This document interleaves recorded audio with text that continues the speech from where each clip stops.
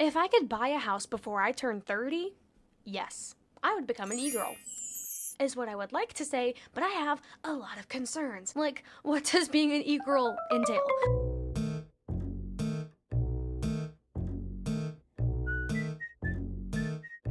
Will it go against my religion? How often does one even need to be online in order to be considered an e-girl? Actually, no. What even in the flat earth is an e-girl? Yeah, that's the definition according to Urban Dictionary, but it goes much deeper than even that, which is why I'm still on the fence. Because according to knowyourmeme.com, which according to mybib.com is probably credible, an e-girl is someone who wears heavy makeup in accordance with whatever is current in the e-girl society.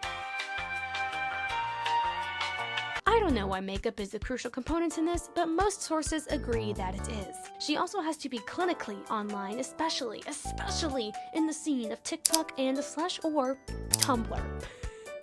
Fellas, if you're wondering about the true allegiances of your Discord kitten, I got you. Other ways to tell if she's truly an e-girl is if she's got dyed hair, wears colored contact lenses, layers up on that juicy thick eyeliner, and is overly pale due to her lifestyle of being excessively online. Which means that if you've seen she's been offline for more than 30 seconds, I hate to be the one to tell you this, but she's not a real one, homie. E-girls don't sleep, they live off of monster energy. So right now, I guess you're probably wondering why this chapter is called On the Fence. Probably not. Even though all of the above is generally not in line with how I live my life, a house is still a house, you feel me? Someone's gotta take one for the team, and maybe this time it's gonna be me. If you're anything like I am and have been living under a rock for the past couple of years, allow me to educate us both on the disarray of the housing market in the United States of America. There are a lot of things that are a scam in life, and I think that renting is one of them. But unfortunately, it is a necessary scam for many people, including myself. Most people can't afford their own rent, which tends to be around $300 to $1,000 per month, at least where I'm at. Side note, if you've ever noticed that subscriptions are becoming a lot more popular, it's probably because companies realize that people subscribing for their service is much more profitable than having those people commit to a one-time purchase. But this brings me to one of my greatest complaints of all time, and it's that people blindly go through life and sometimes never realize what it's like to own something. If you are constantly paying rent for something, it leaves you with very little to spend on other things, such as, I don't know, savings or houses.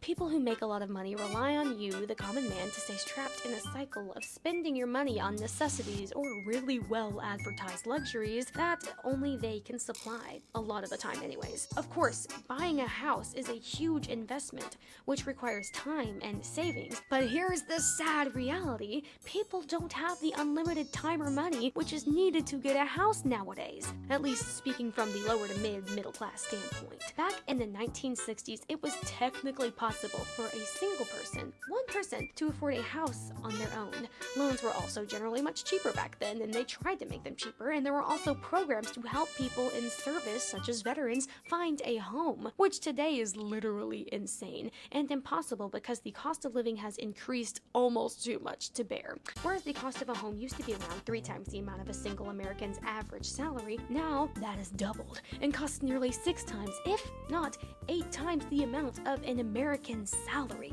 Now the rest is tricky for me to explain, and I don't want to lead you astray with my way of explaining things about the housing market, but I will leave an informative video that has helped me to explain these points to you in the description down below. I looked on Zillow recently, and in my general area for a 2-bedroom, 1-bath house, the price was $170,000.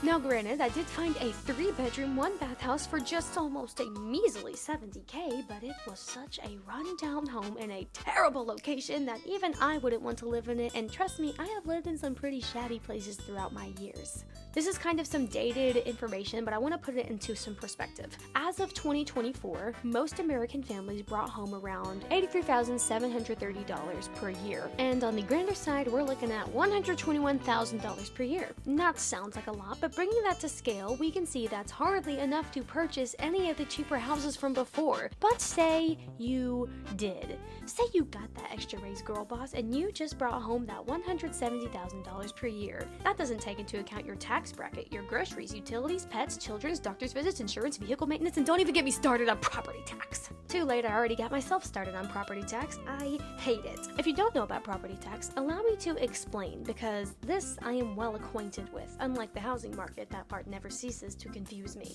Say you just bought a house. Whether through mortgage or completely out of pocket, you are now in possession of a home. But it doesn't look that good, very dingy, kind of broken down, so you learn everything you can about home improvement and fixing interior design, and you become your own little carpenter, okay? You've installed a deck, fixed up your driveway, planted a small garden, and have utterly transformed every aspect of your once dingy house, making it a home truly for yourself.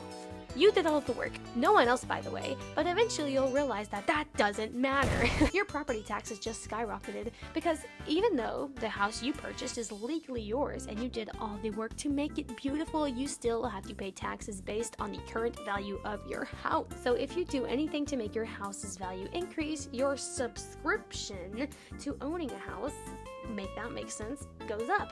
You know how I was saying earlier that there are many scams in life? Yeah, property tax is one of them. Also college, but that's a topic for another video, and I can say that because I went to college. So after discussing this with you, it seems that owning a house is very frustrating. But on the other hand, not owning a house seems just as much frustrating. Let's take a deeper look. The conditions of the question, would I become an e-girl if it meant I could buy a house before I turn 30, are this. The subject will not be required to pay a mortgage and will be given a sufficient amount of money to purchase a house in full that is less than $700,000. However, the subject still must come up with the money for utilities, insurance, groceries, property tax, and etc. The subject may freely choose to profit off of being an e-girl if she likes, but is not required to do so. The subject is not permitted to profit off of her home by either selling or renting it if she does not remain an e-girl having profited off of her own home. Legal action will ensue under such conditions. Finally, for as long as the subject owns the home, she must be an e-girl. But additionally, as long as she is an e-girl, she will own the home. This is ridiculous, and I honestly am not sure if I'm cut out for it. I know that my hard work may never land me a home, but I would rather choose to live my life in faith that things will work out than change everything about myself for material gain. I like to skate, and I like to be athletic, and I like going outside, even though I'm already super pale. I don't know why I never tan. All I do is burn. I'm something that just doesn't tan. It's kind of sad, but it's fine. I know it's sentimental and probably not entertaining, but in my heart, I know that if I had the choice, I would not become an e-girl if it meant I could buy a house before I turned 30. Just not who I am. And after all, at the end of the day, money comes and money goes, and you can't take it with you when you die. So all that I have to say is, to thyself be true, and who cares what the world thinks? Seriously, everyone else is too busy paying their rents.